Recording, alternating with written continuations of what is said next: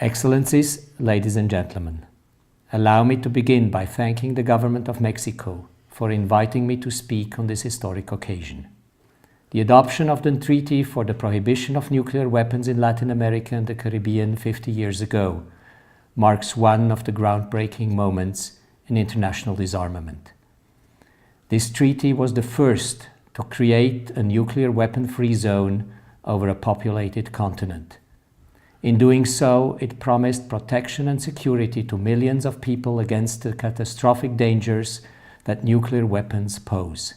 The treaty was far ahead of its time, as it would be nearly 20 years before another similar agreement would enter into force, in this case for states of the South Pacific. In addition to the South Pacific, the treaty has been a reference and an inspiration for the later development of nuclear weapon-free zones in Africa, Central Asia, and Southeast Asia.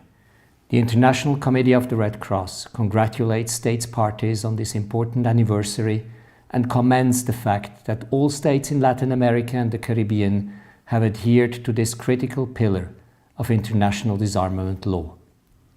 We also take this occasion to commend the work of OPANAL, the Agency for the Prohibition of Nuclear Weapons in Latin America and the Caribbean, for its efforts in support of the treaty and in nuclear disarmament more broadly.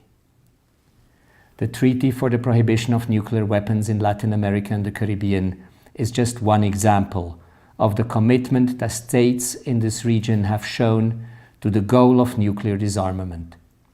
It reflects a clear determination to ensure that their populations and others around the world would never again witness the horrific death and suffering that the use of nuclear weapons would inevitably entail. The region's commitment to this goal is as strong as ever. At the most recent session of the UN General Assembly, the states of Latin America and the Caribbean overwhelmingly supported the resolution convening negotiations on a global treaty to prohibit nuclear weapons, leading to their elimination.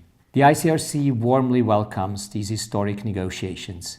They provide the basis for a clear, credible, and inclusive process towards the prohibition and eventual elimination of nuclear weapons, which the Red Cross and Red Crescent movement has been advocating for decades. We urge states to seize with urgency and determination this unprecedented opportunity.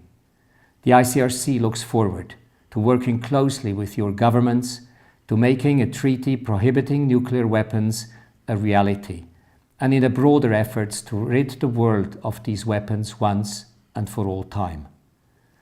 We will also continue to reach out to the states that rely on nuclear weapons in their defense doctrines and to call on them to join this effort.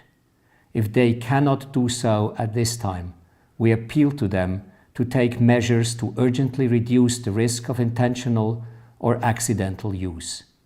Protecting humanity from these dangers is a humanitarian imperative. I wish you all much success for the rest of your meeting.